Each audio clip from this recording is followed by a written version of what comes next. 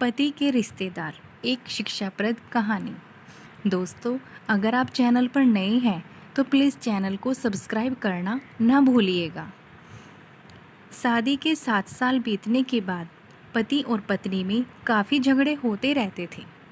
झगड़ों की वजह तो अलग अलग होती थी, लेकिन उनमें सबसे मुख्य वजह यह थी कि पति और पत्नी के विचार कभी आपस में नहीं मिलते थे। जहाँ पति स्वभाव से नेक, सेवाभावी और सबके प्रति संभाव रखने वाला था, वहीं पत्नी का स्वभाव स्वार्थी और भेदभाव करने वाला था। पति पत्नी के स्वभाव और उसके व्यवहार से तंग आ गया था। वह हमेशा कोशिश करता रहता कि पत्नी का आचरण और स्वभाव में किस तरह बदलाव लाया जाए। पत्नी अपने ससुराल साइड के रिश्तेदारों के साथ कभी सीधे मुंह बात नहीं करती थी। कई लोग उसके खराब व्यवहार के कारण नाराज हो जाते, लेकिन पत्नी उसकी भी परवाह नहीं करती। पति को इस बात से काफ़ी दुख होता कि उसकी पत्नी उसके इतनी विपरीत क्यों है। परेशान हो चुके पति ने अब खुद ही परिस्थिति को सुधारने का मन बनाया और एक प्लान बनाया। अगले दिन पति ने पत्नी से कहा, सुनो कम्मो, मैं सोच रहा था कि मम्मी पापा, भाई बहन और उनके बच्चों को घर पर इनवाइट कर लेता हूँ। काफ़ी समय हो गया उनसे मिले हुए, इसी बहाने उनसे मिल भी लेंगे और उनके साथ थोड़ा समय बिताने के लिए भी मिल जाएगा। तुम क्या कहती हो? पत्नी के चेहरे से साफ दिखाई दे रहा था कि इसे ये आइडिया पसंद नहीं आया, लेकिन उसने पति का मन रखने के लिए बेमन से हाँ कह दिया। पति खुश हो गया और पत्नी को अगले दिन अच्छा खाना बनाने के लिए बोलकर सभी को फ़ोन करके बड़े प्यार से अपने घर आने के लिए न्योता देने लगा।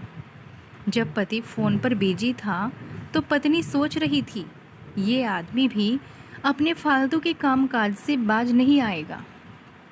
क्या ज़रूरत है सबको घर पर बुलाने की? सब मेरे घर आएंगे और राजाओं की तरह ऑर्डर करेंगे और मैं दासी की तरह उनकी सेवा करूंगी। नहीं नहीं, मैं ऐसा नहीं होने दूंगी। अच्छा खाना तो क्या, मैं इन्हें सादा खाना भी नसीब नहीं होने दूंगी। देखती हूँ कितनी देर टिकते हैं ये लोग मेरे घर। अगले दिन सुबह पति काफ़ी खुश था। जब सिर्फ 2 ही घंटे बचे थे सभी मेहमानों के आने के लिए, पति ने अपनी पत्नी से पूछा, अच्छा बताओ, तुम आज सबको खाने में क्या स्पेशल खिलाने वाली हो? पत्नी मुंह बनाते हुए बोली, स्पेशल खाना क्यों? तुम्हारे माँ बाप, भाई बहन कोई मेहमान थोड़ी है, उनके लिए कोई स्पेशल खाना नहीं बनाया है मैंने। वह भी वही खाएंगे जो हम खाते हैं। आज घर में सिर्फ दाल चावल बना है, क्योंकि और कुछ बनाने के लिए सामान नहीं था। पत्नी की बात सुनकर पति गुस्सा हो गया और बोला, तुम कभी नहीं सुधरोगी। अगर घर में सामान नहीं था तो मुझे एक बार बता दिया होता, मैं बाजार से जाकर ले आता, लेकिन कुछ ढंग का तो खाना बना लेती।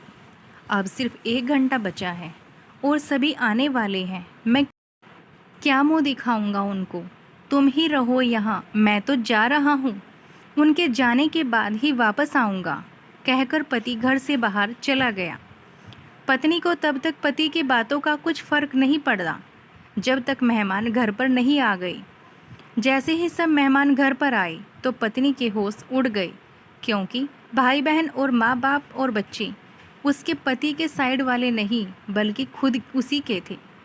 यानी कि पति ने अपने माँ बाप को नहीं, अपने ससुराल वालों को खाने पर इनवाइट किया था। पत्नी अब काफ़ी परेशान हो गई, क्योंकि अपने ससुराल वालों को परेशान करने के लिए ना सिर्फ उसने सादा खाना बनाया था, बल्कि खाने में ज़्यादा नमक और मिर्च भी डाल रखा था। अपने मायके वालों को सामने देखकर पत्नी हाथ मलने लगी। थोड़ा सोचने के बाद पत्नी ने अपने पति को फ़ोन मिलाया और कहा, तुमने मुझे पहले क्यों नहीं बताया कि मेरे मम्मी पापा और भाई बहन आने वाले हैं? तुम पहले बता देते तो मैं अच्छा खाना उनके लिए बनाती।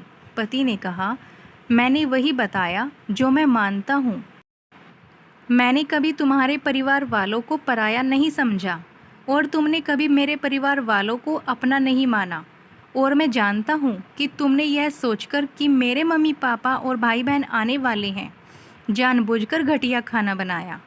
और तुमने जो किया है उसे तुम खुद ही भुगतो। मुझे पता है तुमने मुझे इसलिए फ़ोन किया होगा ताकि बाहर से खाना मंगवा सकूं, लेकिन मैं ऐसा नहीं करूँगा ताकि तुम्हें तुम्हारे किए की सज़ा मिल सके।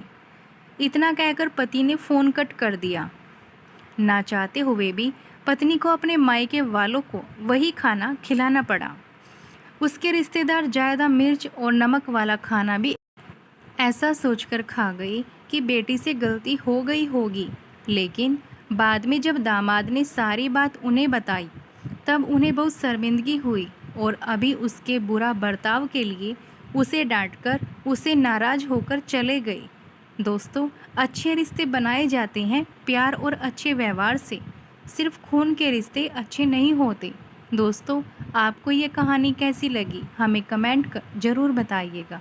चैनल को लाइक शेयर और सब्सक्राइब करना ना भूलिएगा। Thanks for watching. बाय।